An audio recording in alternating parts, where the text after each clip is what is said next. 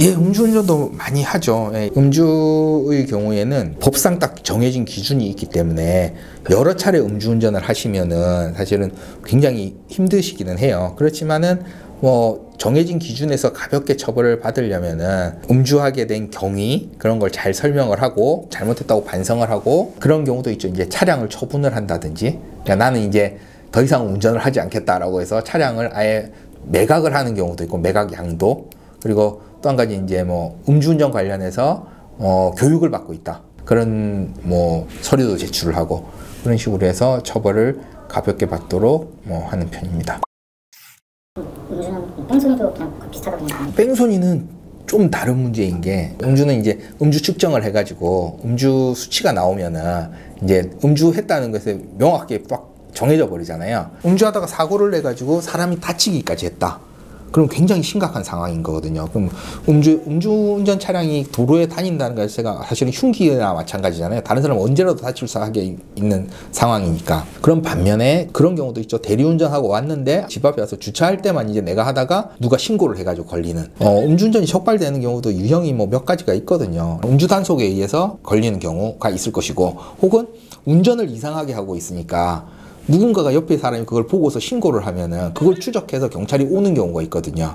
혹은 뭐 흔한 뭐 경우는 아니지만 음주운전 하다가 잠이 드는, 가다가 이제 빨간불이 돼서 신호대기 하고 딱 서 있는데 이제 너무 피곤하고 졸리니까 자는 거예요. 그러면 차가 거기 계속 서 있는 거죠. 아, 저 차 서 있다 라고 해서 신고를 하게 되고, 음주운전으로 걸리게 되는 경우가 다양한데, 그 경우에 이제 인명피해가 없다면 그래도 읍소를 하면은 아 그래 뭐 그러니까 라고 해주겠지만, 인명피해가 있는 경우에는 사실은 굉장히 어려워지고, 그런 경우에는 반드시 합의를 해야 되는 거예요. 피해자들과 합의가 필수적인 상황이 되는 것이고, 음주의 경우는 그런 식으로 뭐 어떻게 보면은 빠져나갈 수 있는 길이 거의 없어요. 음주운전이 아니다라고 방어를 할 방법이 없잖아요. 그러니까 이미 음주 측정이 돼 있으니까. 그리고 측정 거부의 사례도 많이 오는데요. 음주 측정 거부는 음주운전이랑 똑같이 처벌하게 돼 있거든요. 그럼 이거는 범죄 구성 요건 자체가 음주 측정에 대해서 거부했다는 거거든요. 거부한 게 명백하기 때문에 이것도 빠질 수가 없어요.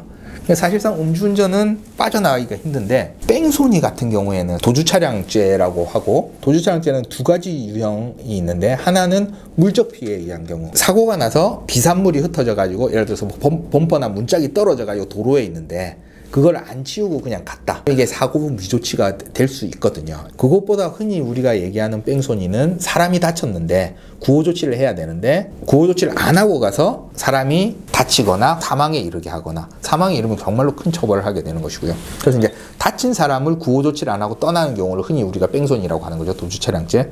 근데 이 경우에는 방어할 수 있는 방법이 두 가지 정도가 있는데, 이 당시에 그렇게 많이 안 다쳤다는 거죠. 사람이 구호조치가 필요 없었다. 그러니까 정말 많이 다친 경우에는 그렇지 않겠지만은, 이 사람이 그냥 봐서 멀쩡했다, 그래서 나는 구호조치가 필요한지도 몰랐다, 당시에는 구호조치가 필요 없었다라고 해서 뺑소니가 인정이 안 되는 경우가 있고요.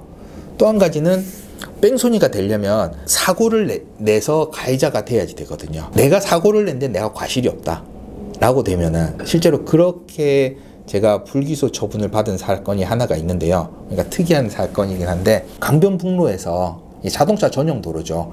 자동차 전용 도로에서는 사람이 뛰어나올 거라고 예상할 수 없잖아요. 근데 자동차 전용 도로에 어떤 할머니가 들어오신 거예요. 그러고서 그냥 가버렸다는 거거든요. 그러니까 자동차 전용 도로는 사람이 안 오는 도로라고 흔히 예상하기 때문에, 거기서 내가 정상적인 운행을 하다가 뒤늦게 사람을 발견하고 치게 되면은 내가 과실이 없을 수가 있거든요. 근데 이 경우에도 과실이 있는 경우는 이미 충분히 내가 대응을 할 수 있어서 충분한 거리에서 발견을 해가지고 내가 그때 제동을 했으면은 사람을 안 칠 수 있었다. 그렇다면 당연히 그걸 해야겠죠. 그렇죠? 그래서 그 자동차 전용 도로에서 사고에 있어서는 내가 대응을 할 수 있었느냐, 사고를 피할 수 있었느냐라는 문제인데, 그 당시에는 뭐 어둡고, 그래서 그 피해자를 발견한 순간에 내가 어떤 제동장치를 하더라도 이 사고를 피하기 어려운 상황이었다라고 인정을 받아서, 교통사고 자체가 인정이 안 돼 버리면은 뺑소니는 성립을 할 수가 없거든요.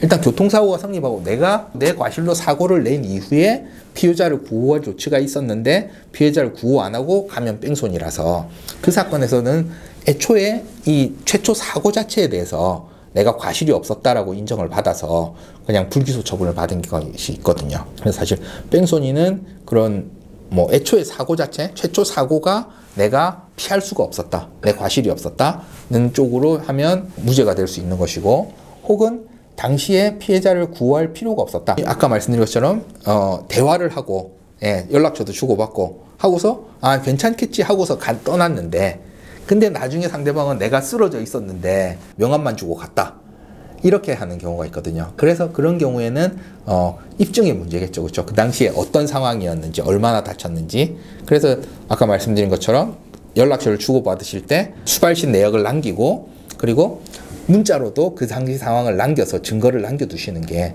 굉장히 유용한 방법이 될 겁니다.